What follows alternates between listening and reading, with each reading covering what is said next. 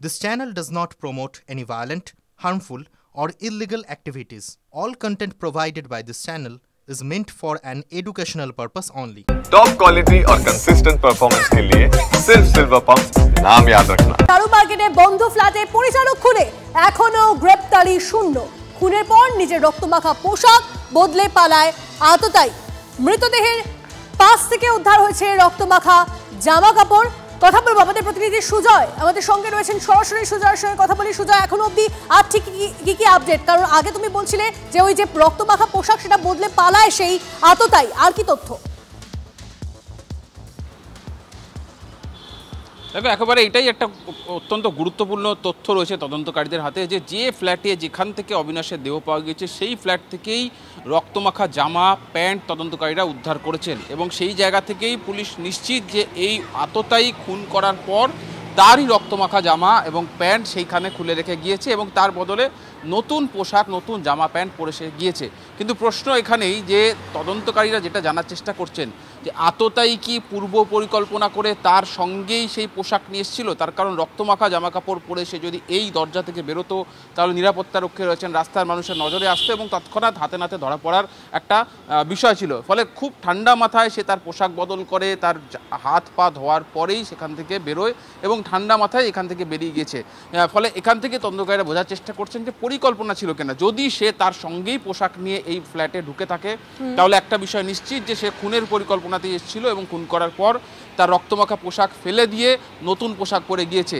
কিংবা এটাও হতে পারে, তদন্তকারীরা মনে করছেন যে খুন করার পর রক্তমাখা পোশাক বদলে অবিনাশেরই কোনো পোশাক পরে সে পালিয়ে থাকতে পারে, তার কারণ সেই রক্তমাখা জামা কাপড় ওখানে মিলেছে।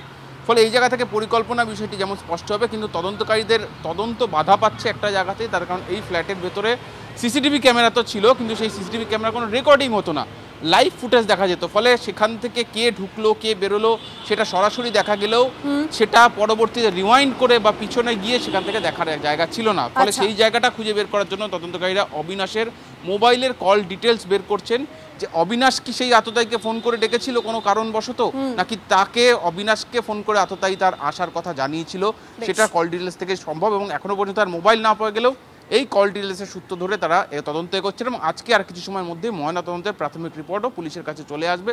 ফলে কিভাবে খুন সেটাও স্পষ্ট হয়ে যাবে। নজর রাখুন সুজয়, ধন্যবাদ।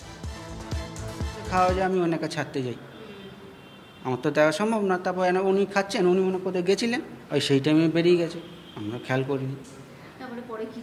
পরে জানতে পারলাম হ্যাঁ চিনতাম, 2 বছর ধরে এখানে কাজ করতো, ছেলেটাও ভালো ছিল, কোনো নেশা ভান কিছুই ছিল।